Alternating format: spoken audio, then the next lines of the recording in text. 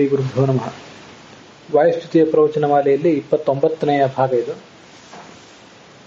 ತ್ರಿವಿಕ್ರಮ ಪಂಡಿತರಿಂದ ರಚಿತವಾದ ವಾಯುಸ್ತುತಿಯ 27ನೇ ಶ್ಲೋಕವನ್ನು ಈಗ ನೋಡೋಣ.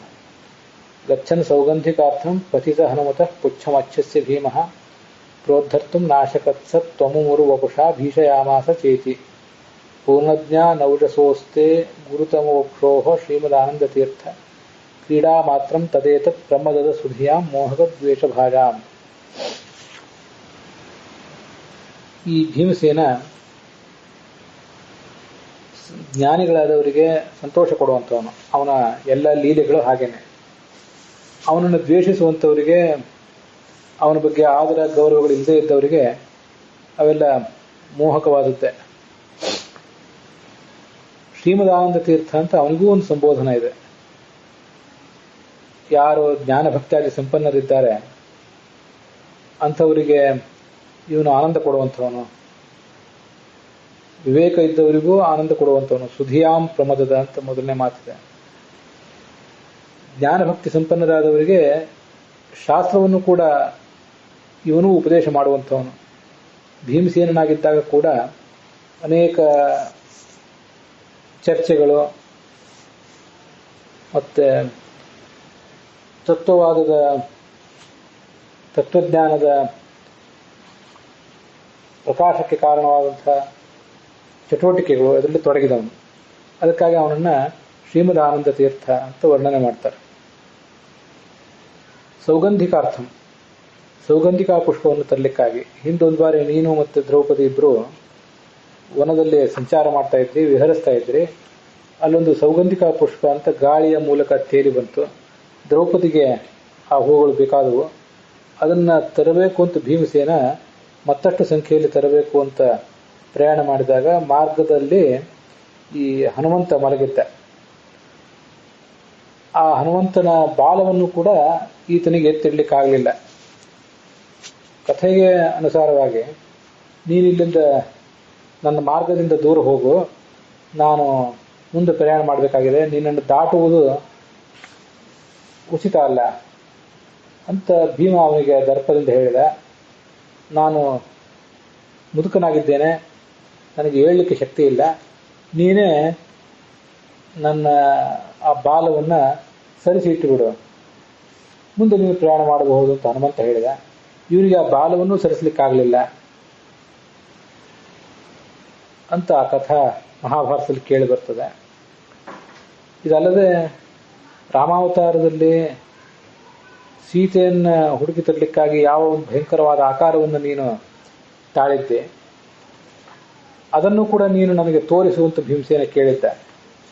ಆ ರೂಪವನ್ನು ತೋರಿಸಿದ ಈ ಹನುಮಂತ.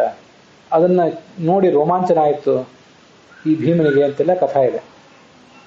ನೀವಿಬ್ಬರೂ ಕೂಡ, ಹನುಮಂತ ಮತ್ತು ಭೀಮ ಎಂಬ ನಿಮ್ಮ ಎರಡೂ ಅವತಾರಗಳು ಕೂಡ ಪೂರ್ಣವಾದ ಜ್ಞಾನ ಮತ್ತು ಶಕ್ತಿಗಳುಳ್ಳಂತಹ ರೂಪಗಳು.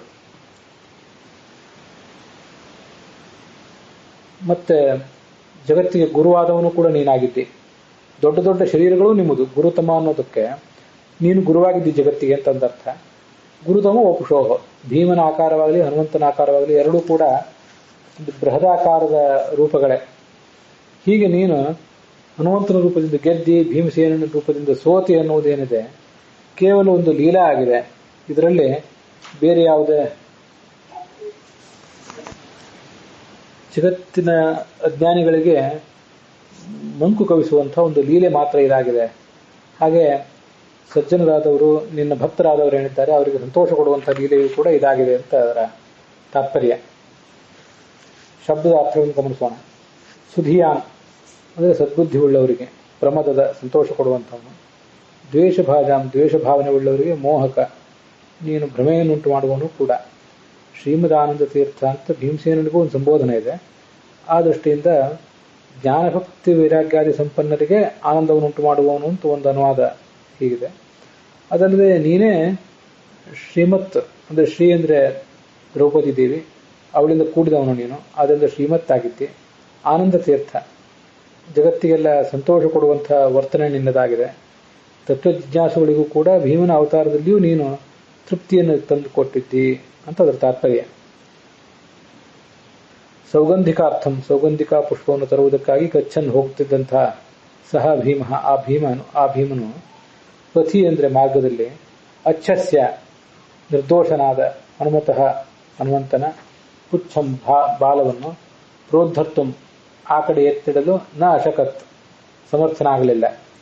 ಚ ಮತ್ತು ಸತು ಆ ಹನುಮಂತನು ಈ ಉರುವಪುಷ ತನ್ನ ಬೃಹದಾಕಾರದಿಂದ ರಾಮಾಯಣದಲ್ಲಿ ಸೀತೆಯ ಅನ್ವೇಷಣೆಗೆ ಹೋದಂತಹ ಒಂದು ಬೃಹದಾಕಾರದಿಂದ ಅಮುಂ ಭೀಮನನ್ನು ಭೀಷಯಾಮಾಸ ಭಯಪಡಿಸಿದ.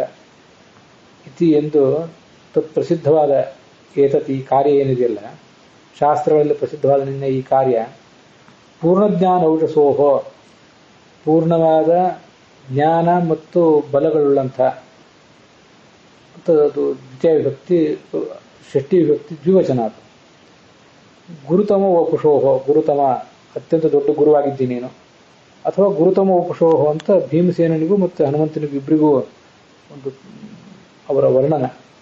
ಬೃಹದಾಕಾರದ ರೂಪವುಳ್ಳವರು ನೀವಿಬ್ಬರು ಕೂಡ ಆಗಿದ್ದೀರಿ ಅಂತ.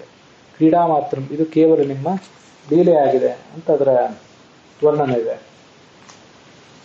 27ನೇ ಶ್ಲೋಕದ ಈ ಪುರಶ್ಚರಣದಿಂದ ಜ್ಞಾನಸಿದ್ಧಿ ಕಾರ್ಯಸಿದ್ಧಿ ಇವೆರಡೂ ಕೂಡ ಆಗ್ತದೆ.